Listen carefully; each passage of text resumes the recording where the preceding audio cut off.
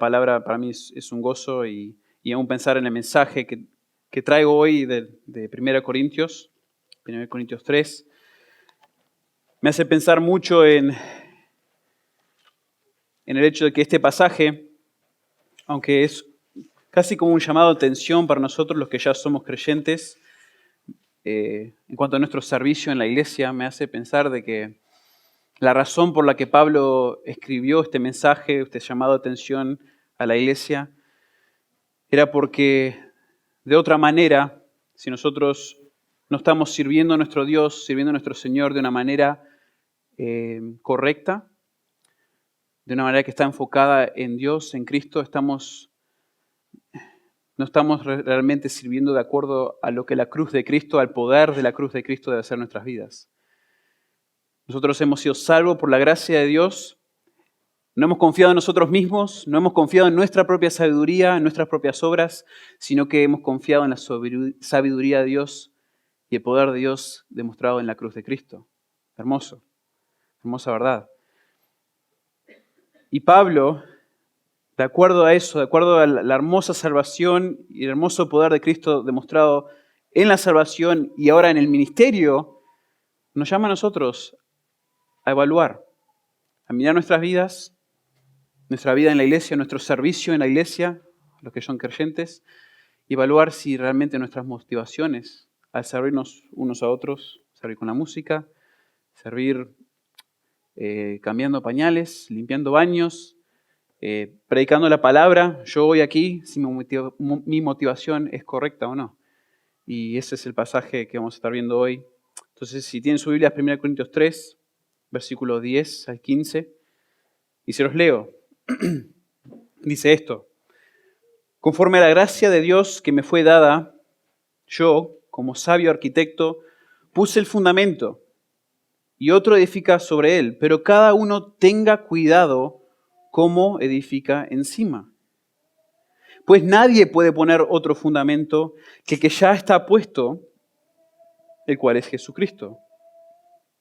Ahora bien, si sobre el fundamento alguno edifica con oro, plata, piedras preciosas, madera, heno, paja, la obra de cada uno se hará evidente, porque el día la dará a conocer, pues con fuego será revelada. El fuego mismo probará la calidad de la obra de cada uno. Si permanece la obra de alguno que ha edificado sobre el fundamento, recibirá recompensa. Pero si la obra de alguno es consumida por el fuego, sufrirá pérdida. Sin embargo, él será salvo, aunque así como por fuego. Vamos a orar.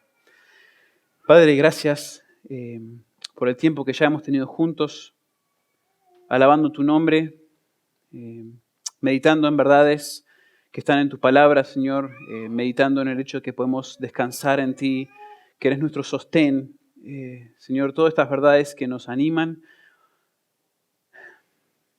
Y Señor, estas verdades están enfocadas en ti. Tenemos esperanza porque estamos en ti. Y Señor, ayúdanos ahora a mirar tu palabra, a evaluar nuestras vidas. Ayúdanos a enfocarnos en Cristo Jesús y a darle gloria con nuestras vidas, con nuestro servicio de cada día. En tu nombre oramos estas cosas. Amén. El 8 de octubre de 1871 marcó el comienzo de una gran catástrofe en los Estados Unidos de América. El gran incendio de Chicago quitó la vida de 300 personas, destruyó más de 9 kilómetros cuadrados y dejó a más de 100.000 personas sin hogar. Un historiador cuenta que este evento es considerado una de las grandes tragedias de la historia estadounidense. El origen de este incendio no está claro. Hay muchas fábulas, hasta hay historias de niños, yo he leído algunas, donde se especula qué fue lo que sucedió. Hay una que cuenta que una señora bastante anciana, estaba en su granja, estaba con su vaca ahí, y estaba, a medida que estaba sacando la leche, de repente parece que le patea, creo que era una vela o algo que había llegado afuera, y de ahí enciende su granja pasa a las otras granjas de al lado y llega a la ciudad de Chicago. No es claro realmente lo que pasó, pero esto es una de las fábulas. Pero tampoco es tan importante, la gente no considera importante cómo es que comenzó, sino que la gran pregunta desde ese momento, y aún hoy muchos no entienden cómo es que sucedió, pero la gran pregunta fue esta: ¿cómo pudo ese incendio destruir tanta propiedad y arruinar tantas vidas? ¿Cómo es que el fuego se extendió tanto en una ciudad poblada por tantos habitantes? No tenía sentido. Chicago se consideraba una ciudad que iba creciendo, iba a ser, probablemente iba a pasar la ciudad de Nueva York, que era la ciudad más conocida y más popular del tiempo. Tras la tragedia, se determinó que la causa principal de la extensión del fuego fue el método de edificación. Tanto los materiales como el estilo de construcción fueron la causa de extensión del incendio. Y algunos de ustedes, yo sé, ustedes están en la mano de obra, construyen cosas, saben mucho más de esto que yo. No soy ningún profesional en el aspecto, pero lo que se terminó concluyendo en cuanto a la construcción es que la ciudad, el incendio se extendió en la ciudad porque se había decidido utilizar madera como el elemento principal para construir las casas y los edificios con un estilo llamado the balloon frame o el marco de globo. Este modelo de construcción permitiría que la ciudad de Chicago creciera de manera exponente y acelerada. Y esta era la ambición del pueblo en Chicago. Y un historiador norteamericano dice lo siguiente: la debilidad de Chicago era la grandeza. Sus habitantes vivían con la ambición de que pronto iban a sobrepasar a Nueva York en la edificación. ¿Pero qué sucedió? Claramente, esto afectó la calidad de su edificación. Se dice que más de 2/3 de los edificios en la ciudad de Chicago estaban hechas completamente de madera.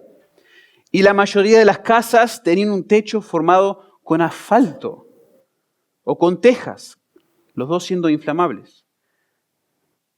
Hasta las veredas, se dice, donde las personas caminaban y algunas de las calles estaban hechas de madera.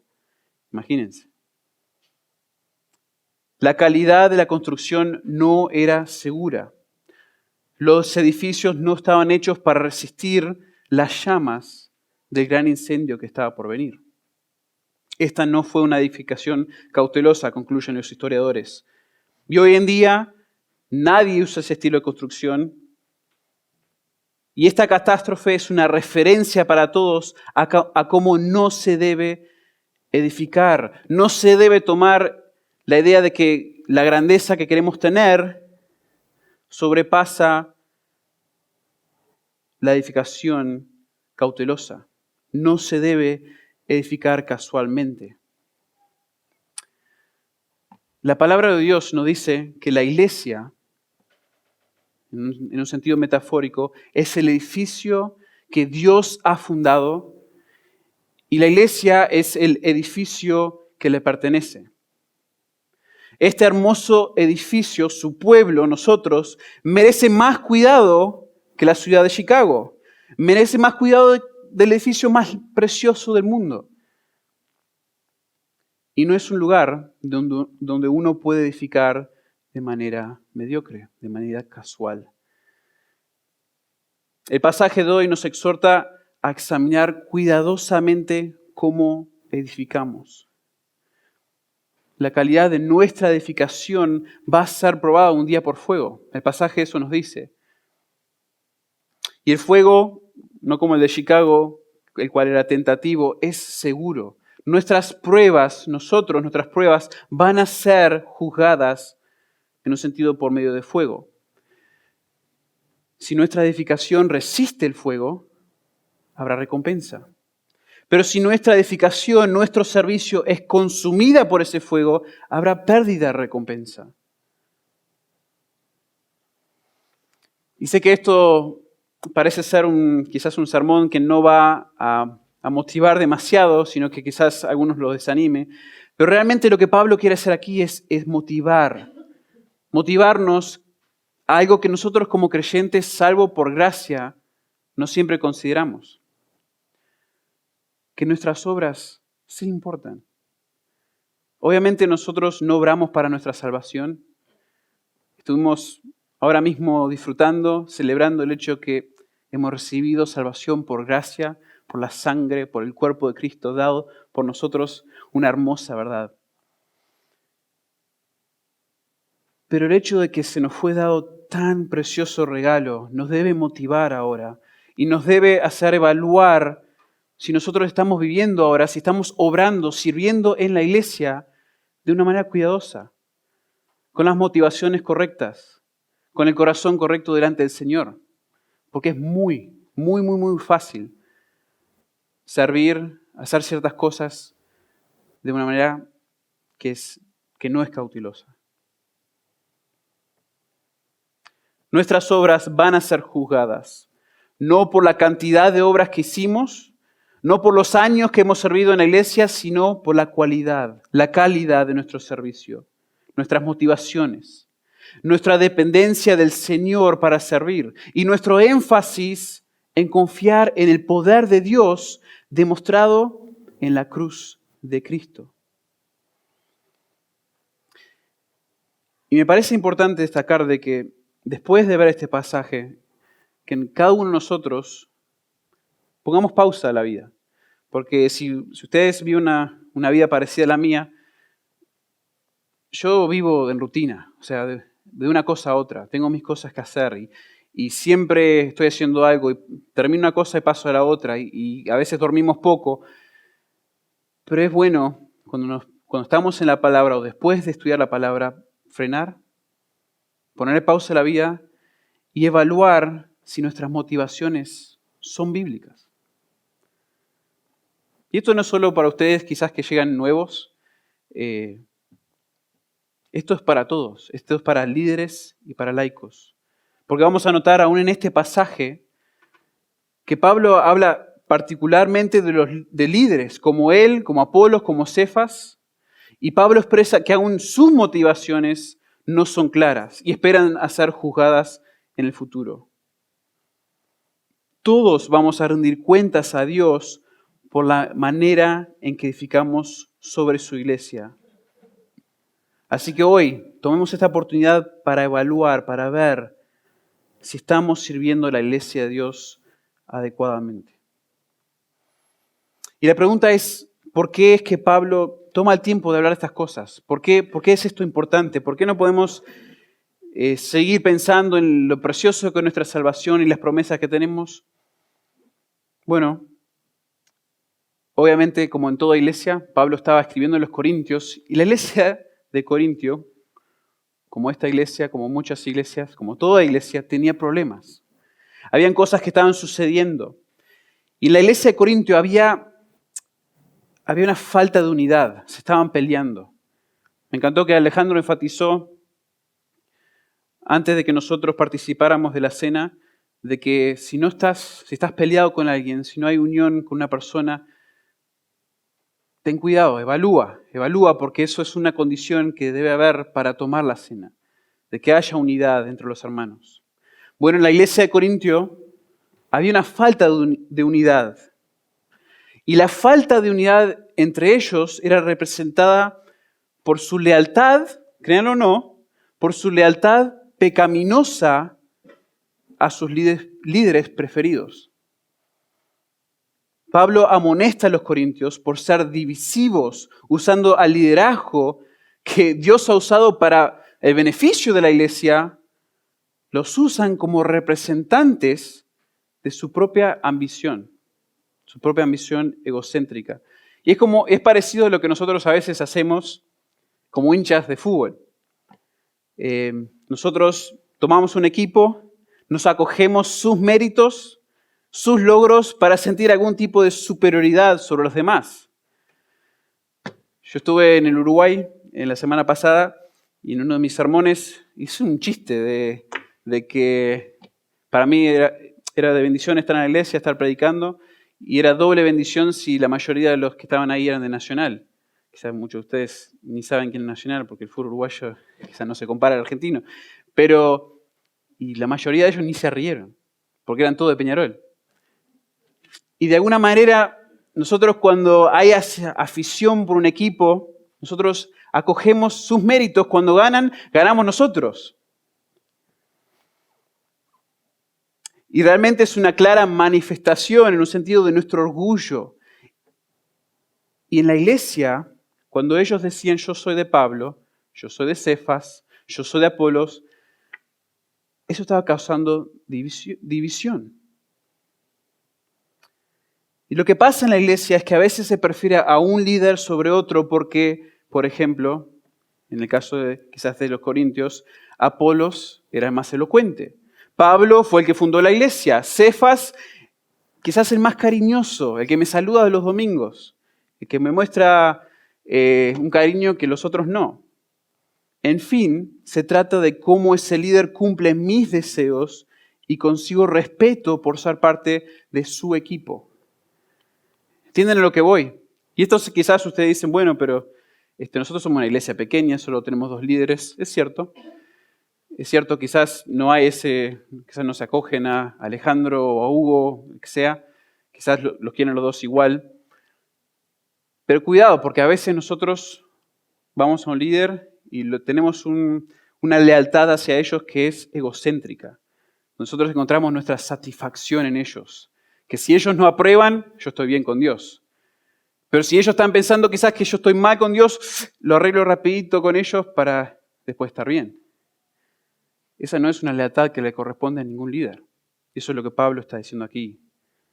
Pablo estaba tan en contra de esta actitud que rehusó, nos dice el capítulo 2 de 1 Corintios, hablarle a los corintios con elocuencia, porque la predicación y el ministerio no se trataban de eso.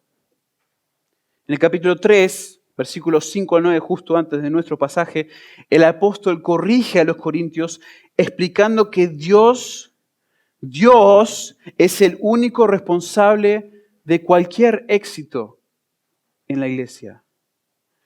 Todos los demás, todo otro líder, es una gente que sirve a Dios y a la iglesia que le pertenece a Dios. No le quitemos mérito a Dios. Es el énfasis de este pasaje. No contrapongamos nuestra supuesta lealtad a Dios rindiendo una lealtad inapropiada a un hombre. Solo Dios merece una lealtad incondicional. Entonces nuestro pasaje corrige la falta de unidad en Corintio con este argumento. El creyente, tanto líder como laico, como persona común en la iglesia, no es indispensable para la iglesia. No hay nadie que es indispensable para la iglesia. Cristo es el fundamento y en los demás se les brinda o se nos brinda la gracia de edificar sobre ese fundamento. ¿Y sabes qué? Y solo porque por gracia podemos ahora servir, no quiere decir que podemos servir como queramos. Bueno, Dios me da la gracia de hacerlo, yo hago como puedo. No es la actitud correcta. El creyente debe ser cauteloso en cuanto a su servicio, porque Dios va a revelar y juzgar las obras de cada uno. Eso es básicamente lo que vamos a estar viendo en el pasaje de hoy. Entonces me quiero meter al texto, quiero entender lo que dice aquí con ustedes, quiero aprender juntos, ser transformados por este pasaje. Y lo vamos a ver viendo tres claves para nuestro servicio en la iglesia. Para que nosotros no seamos personas mediocres en nuestro servicio, que no se vea de esa manera en el juicio final de Dios. Y estas son las tres claves. Primero, debemos predisponer al fundador y al fundamento del edificio. Predisponer al fundador y al fundamento del edificio. Número 2, examinar la calidad de nuestra edificación. Examinar la calidad de nuestra edificación. Y número 3, anticipar la evaluación futura de nuestra edificación. Anticipar la evaluación futura de nuestra edificación. Y quiero que creo que lo que el Señor quiere que a medida que veamos este pasaje, es que nosotros realmente examinemos, evaluemos, miremos nuestra vida y digamos, o sea, donde pertenece, Señor, no he estado teniendo las motivaciones correctas, no he estado dependiendo de ti para servir a tu iglesia. Entiendo la gracia que me has dado para ser salvo, pero estas cosas quizás no las he estado haciendo como debo, con las motivaciones correctas. Y creo que estos 3 claves nos van a ayudar a enfocar nuestras mentes para que sirvamos adecuadamente a nuestro Señor, que sirvamos adecuadamente en la iglesia. Entonces, primero veamos en el texto, versículo 10, versículo 11, predisponer al fundador y al fundamento del edificio. Y se podría decir que este punto acá es el fundamental. Aquí comienza nuestro servicio cuidadoso. El centro, el enfoque de la obra es Dios.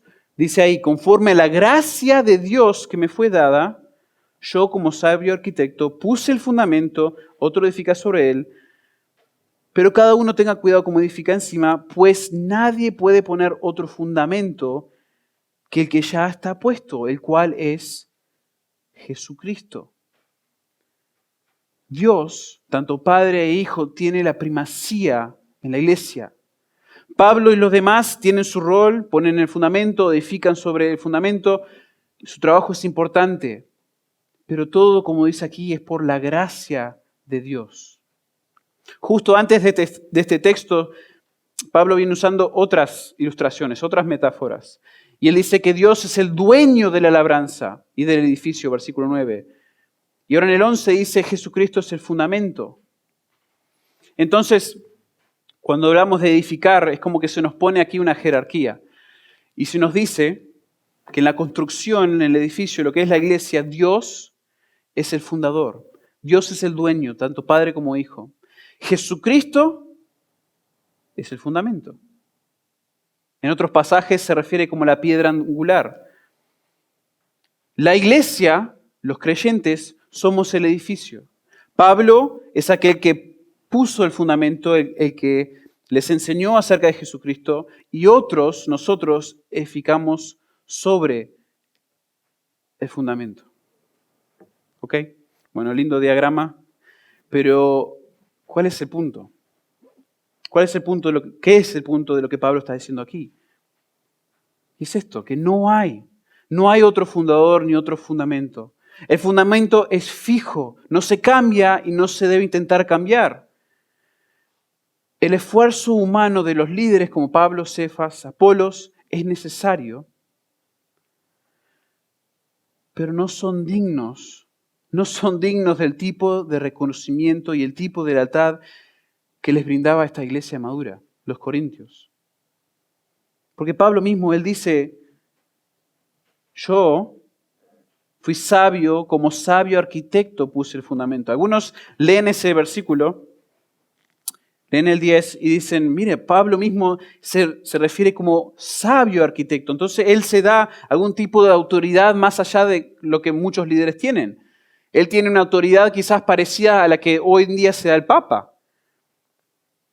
Bueno, la expresión ahí no es una exaltación propia. El término en el original era más usado para referirse a la persona que dirigía la construcción, planeaba la estrategia. Y nosotros sabemos que Pablo tuvo un rol muy importante.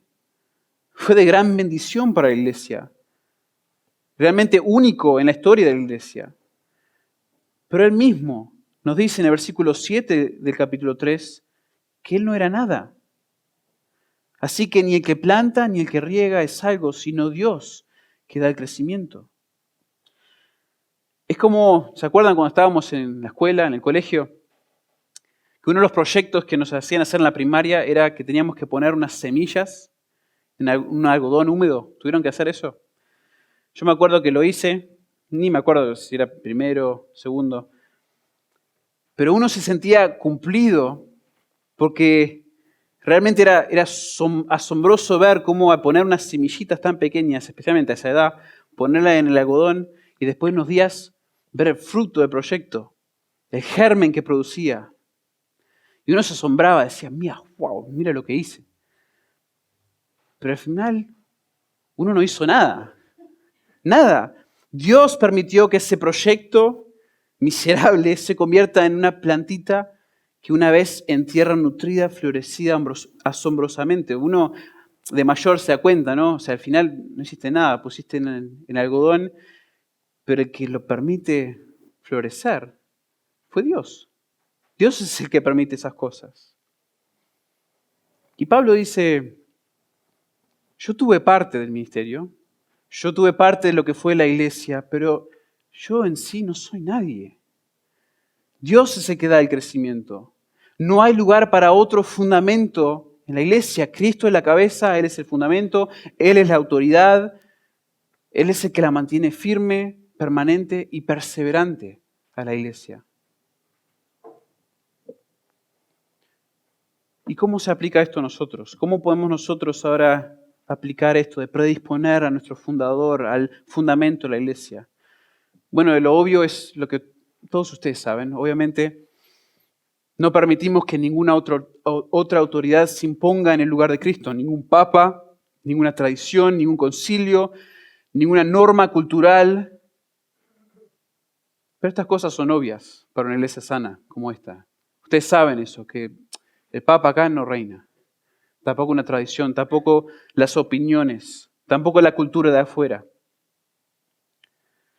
Pero lo que ocurre en una iglesia sana es que muchas veces ofrecemos una lealtad inapropiada a ciertos líderes. La iglesia de Corinto era una iglesia sana. Pero lo que ellos hacían eran leales a ciertos líderes que saciaban sus deseos. O ellos querían que saciaran sus deseos. Muchas veces lo que nosotros hacemos en una iglesia sana es que nos conformamos con quedar bien con nuestros líderes. Tememos a aquellos quienes sus opiniones no importan. Pero ellos no conocen tus motivaciones. Ni nosotros conocemos las de ellos. Entonces, otra vez, y yo sé que cada uno de ustedes en algún momento ha luchado con esto o luchan ahora. Ustedes están pensando en cómo pueden quedar bien, cómo es que ustedes pueden de alguna manera sentirse seguros. Y es bueno usar a los líderes, es bueno consultar a los líderes en cuanto a su madurez espiritual, pero nuestra lealtad final no deben ser ellos, sino el Señor Jesucristo. Nuestro fundamento de la iglesia es la persona de Jesucristo y nuestro énfasis debe ser conocerle a Él. ¿Cómo te aseguras de que tu lealtad es hacia Cristo y no hacia los líderes? Conócelo mejor a Él. Conócelo mejor a Cristo por medio de las Escrituras. Recuerda continuamente que tu lugar en la edificación de la iglesia es la oportunidad de edificar por la gracia de Dios. No te atribuyas a ti ni a nadie más por encima de lo debido. Pablo mismo dijo que él no era nada.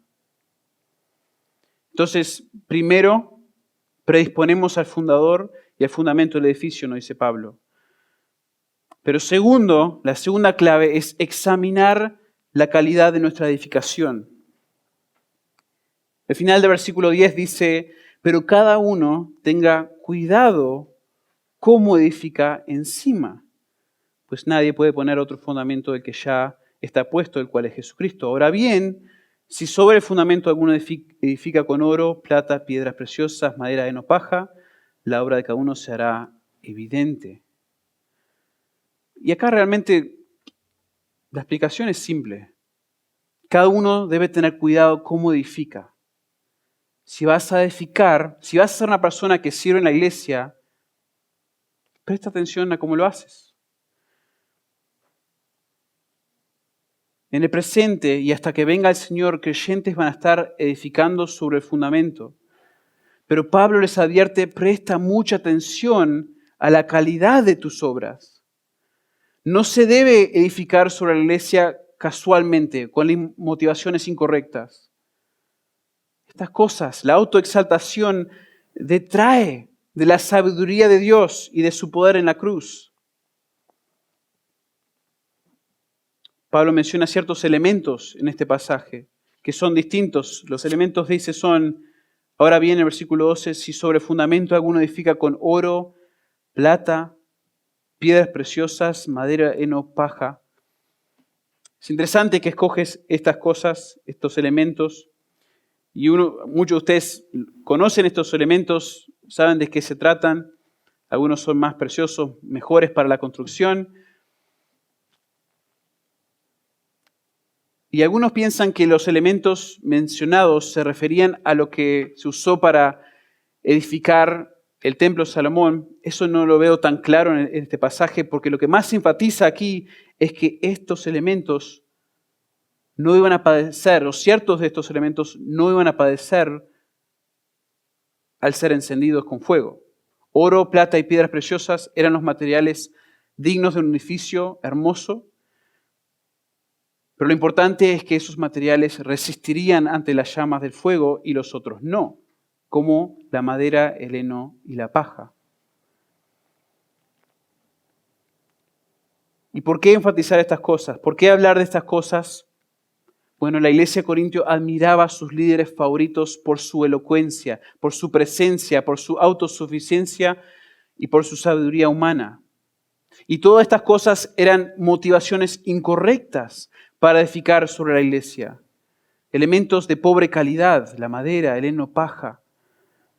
Pablo exhorta a los líderes y a la congregación a examinar sus motivaciones continuamente, porque la calidad no es buena, sino apunta al Evangelio y a Cristo, quien es el fundamento. ¿Y dónde más se dice este tipo de argumento? ¿Dónde más se menciona? 1 Pedro 4:11 dice, el que hable conforme a las palabras de Dios. El que sirve, que lo haga por la fortaleza que Dios da, para que en todo Dios sea glorificado mediante Jesucristo, a quien pertenecen la gloria y el dominio por los siglos y los amén. El examinar nuestras obras para la iglesia es una práctica saludable para la madurez espiritual. Muchas veces lo que ocurre en ciertas iglesias es que una vez que somos salvos, una vez que hemos hecho una profesión de fe, nos cuesta cuando alguien cuestiona nuestra salvación, ¿verdad? Cuando alguien quizás dice, mira, hay cosas que estoy viendo en tu vida, ¿realmente eres creyente? ¿Realmente conoces al Señor? Y en ciertas iglesias eso se ve muy mal. Pero ¿saben qué?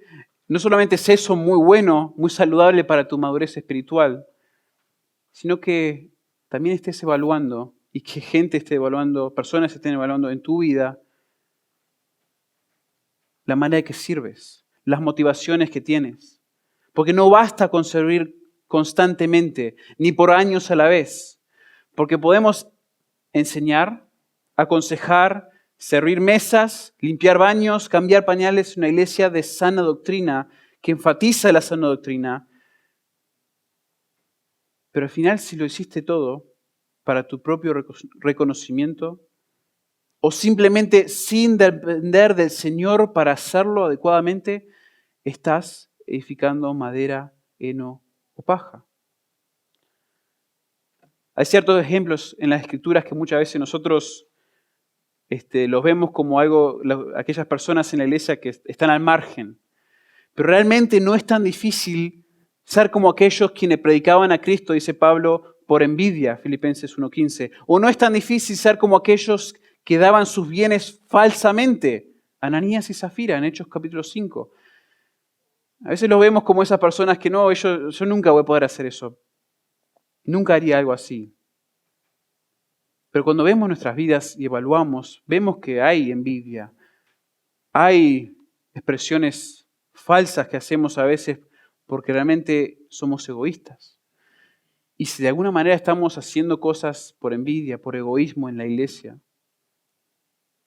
no es oro, no es plata, no es piedra preciosa, sino que es madera, heno, paja. no vale de nada para la iglesia. La calidad de nuestro servicio importa. Es importante que dependamos de la sabiduría de nuestro Dios, del poder que se demuestra en la cruz para servir a nuestro Dios, servir a su iglesia. Y si son como yo, que en algunos momentos pensaba, bueno, yo sé que se enfatiza la realidad que yo debo amar a mi Señor y que mis motivaciones sean correctas, pero ¿quién se va a enterar? Pero solo porque Ananías y Zafira están grabados en las Escrituras para que vean todos, no quiere decir que nuestras motivaciones van a quedar escondidas para siempre, que nadie se va a enterar. Porque la realidad es, como dice el resto del pasaje, va a haber una evaluación futura de nuestras obras, de nuestro servicio. Y por eso llegamos ahora a la clave número 3, anticipar la evaluación futura de nuestra edificación. Para nosotros servir de una manera que no es mediocre, que no es casual, debemos anticipar la evaluación futura de nuestra edificación. Dice el 13 al 15, la obra de cada uno se hará evidente,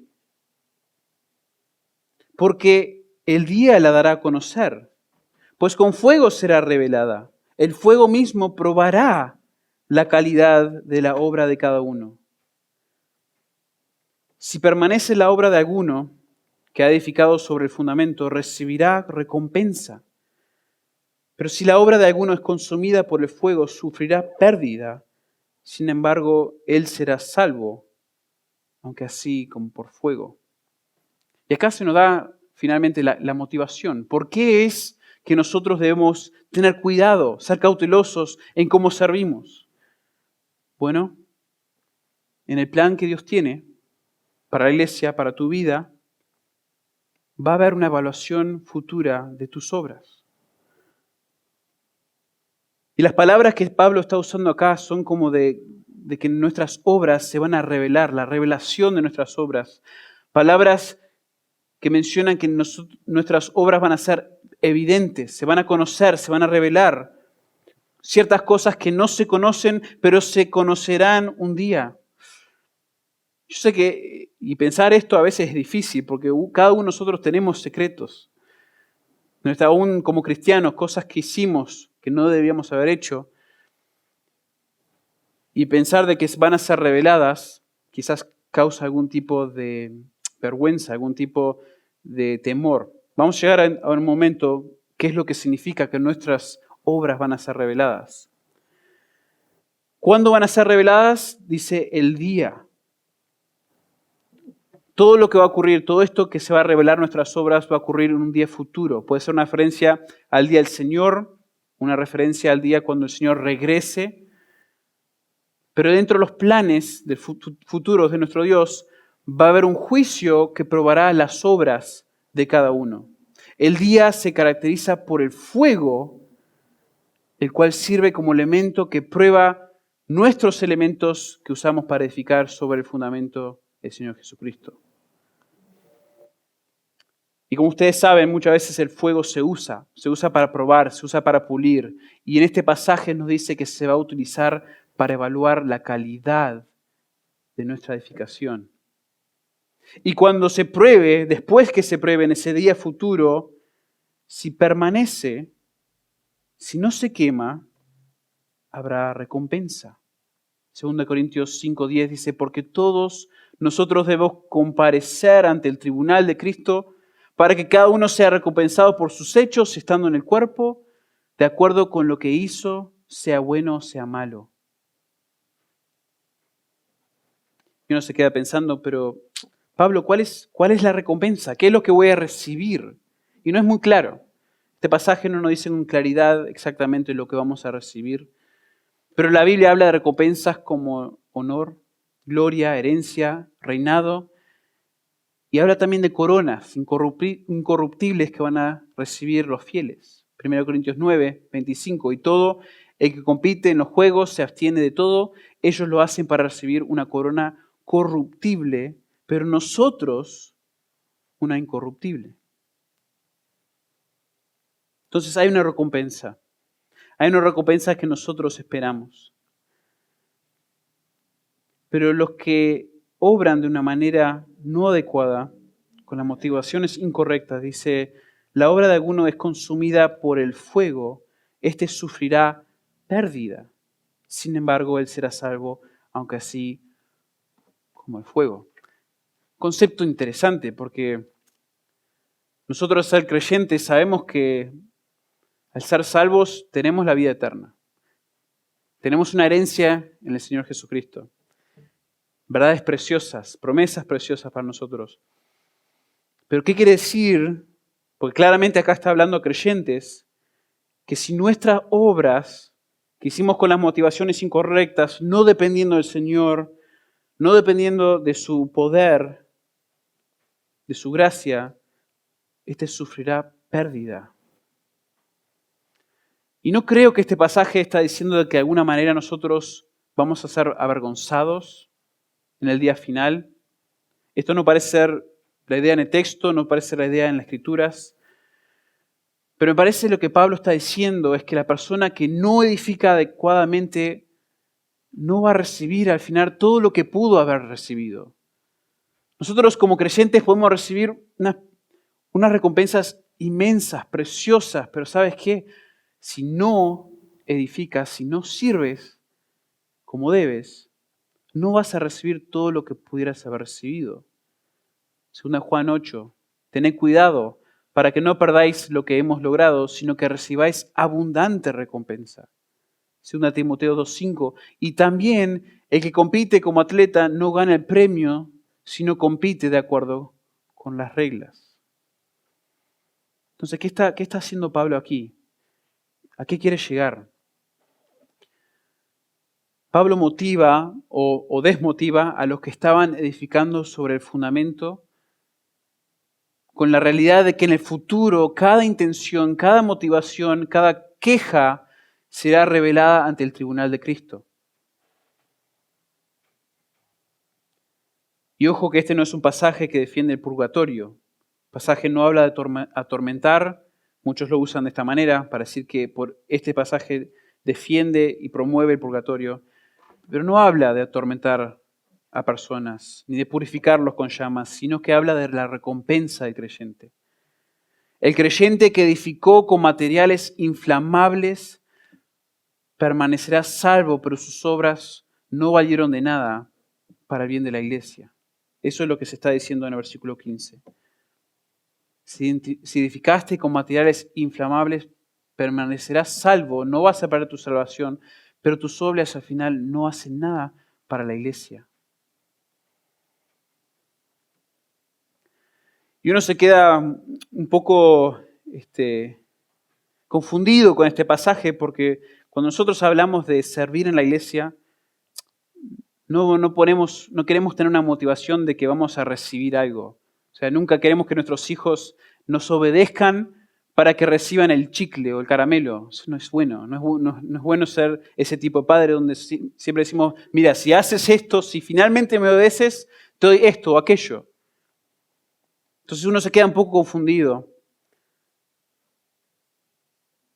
Pero nuestro galardón, o la pérdida de nuestro galardón, nuestra recompensa, es una motivación legítima para servir a la iglesia adecuadamente. Obviamente lo hacemos para el Señor, lo hacemos para su gloria, pero es imperativo que tengamos este juicio de Dios, dice Pablo mismo, en mente si vamos a edificar cuidadosamente. A veces es bueno tener ese sentido de que yo voy a rendir cuentas. No es que yo hago esto y nadie se da cuenta, nunca se da cuenta. No, yo voy a rendir cuentas ante el Señor. Y más que eso, más que el temor, quizás es bueno pensar más allá, decir, es bueno desear todas las recompensas que Dios promete en su palabra y usarlos para motivar mi edificación cuidadosa, cautelosa. Uno de los predicadores contemporáneos del gran incendio de Chicago fue un predicador llamado D.L. Moody, un evangelista de renombre en Estados Unidos. Se cuenta que durante la tarde del 8 de octubre de 1871, Moody estaba predicando un sermón, exhortando a las personas a considerar qué iban a hacer con este Jesús quién dice ser el Cristo. Se le estaba presentando la persona de Cristo, se le estaba presentando quién era y se le preguntó qué van a hacer con este Cristo que ahora se les ha revelado. Y Moody solía concluir sus sermones con una gran exhortación a creer en Jesús para salvación. Crea en este momento, hoy es el día de salvación. Pero esa noche decidió mandar a la gente a su casa. Con el nuevo conocimiento que tenían acerca de Jesús, y les instruyó que lo pensaran bien y que regresasen la próxima semana para decidir qué iban a hacer con ese Cristo del cual habían escuchado. Y cuando Moody terminó su sermón, empezaron a cantar un himno, como hacemos nosotros aquí, que fue rápidamente interrumpido por ruidos de campana y por llantos de personas en las calles de Chicago. Esa noche, el edificio de la iglesia fue destruida con otros 9 kilómetros cuadrados de Chicago. Más de 300 personas fallecieron. Y obviamente en la soberanía del Señor eso ocurrió. Pero Moody, después de que ocurrió, consideró que su decisión a que la gente esperase hasta la semana próxima para considerar a Cristo fue uno de sus errores más grandes de todos sus años de ministerio. La exhortación debió haber sido esa noche, ya que ninguno sabía cuánto más iba a vivir en esta tierra. Diciendo o compartiendo esto, también quiero decir, no es que nosotros a veces aquí presentamos la salvación, presentamos quién es el Señor y los exhortamos a creer en el Señor y confiamos en su soberanía en salvarlos cuando Él abra sus ojos. Pero tomo este detalle para exhortar a todos los que están aquí en cuanto a su obra, en cuanto a cómo ustedes se están edificando. Pero antes de llegar a los creyentes, a los no creyentes, les digo que este fuego que estamos viendo aquí en este pasaje, no es el que le espera a ustedes, no tiene nada que ver con ustedes. El fuego de este pasaje no tortura al creyente justificado por Dios. Pero si no conocen al Señor, hay un fuego eterno que si no se han arrepentido de sus pecados y creído en el Señor Jesucristo para salvación, les espera. Cada uno de nosotros merece ese fuego y esa condenación era nuestro destino, a no ser por Jesucristo, quien siendo perfectamente Dios y perfectamente hombre, dio su vida en la cruz, tomando nuestro lugar para apaciguar la ira de Dios hacia nosotros. Pero para los creyentes, aunque el fuego eterno no es nuestro destino, por la gracia de Dios, hay un fuego del día de juicio que nos espera y va a revelar nuestras intenciones y por lo tanto debemos cuidar cómo edificamos. Nuestras motivaciones, nuestros anhelos deben ser bíblicos. Deben ser para la gloria de Dios, no la nuestra. Tengamos la misma resolución e integridad que Pablo tuvo en el capítulo 4, más adelante, versículos 3 al 5, donde dice: no me atrevo ni a vindicarme a mí mismo, porque aunque mi conciencia no me acusa de nada, no me juzgo a mí mismo, sino Dios, quien conoce el corazón. Anhelemos más que nunca escuchar al final de nuestras vidas las palabras de Jesús: bien, buen siervo y fiel, en lo poco fuiste fiel, sobre mucho te pondré, entra en el gozo de tu Señor. Este pasaje realmente nos motiva, nos debe motivar a cuidar nuestra edificación, cuidar cómo nosotros servimos en la iglesia. Es algo que muchas veces no tenemos en cuenta, ser salvos por gracia, ser salvos por la cruz de Cristo, aparte de quienes somos nosotros, aparte de nuestras obras. Pero nos debe exhortar a nosotros evaluar y servir al Señor con motivaciones correctas. Servir al Señor dependiendo de su fuerza, dependiendo de su poder para su gloria. Vamos a orar. Padre, gracias por este texto. Gracias, Señor, porque nos exhorta, nos anima. a evaluar cómo servimos, cómo edificamos sobre el fundamento que es el Señor Jesucristo. Señor, este texto es hermoso porque nos hace pensar que tú nos has dado una salvación increíble que no podemos merecer ni podemos entender, Señor, porque es totalmente un regalo de parte tuya, Señor. Pero sabemos que aunque hemos sido salvados por tu gracia, tú ahora deseas que nosotros sirvamos dependiendo de ti. Nuestra vida ahora continúa dependiendo de tu gracia para servir adecuadamente. Ayúdanos a no tomar este mensaje de tu palabra levemente. Ayúdanos a evaluar nuestras propias vidas, nuestras propias obras de servicio a la iglesia y no hacer cosas, Señor, para nuestro propio beneficio, de egoísmo, de autosuficiencia, Señor, sino haciéndolo, Señor, como tú quieres, como tú deseas. Padre, pido que nos dirijas en esta semana, que nos bendigas. Y oramos estas cosas en nombre de tu Hijo Jesús. Amén.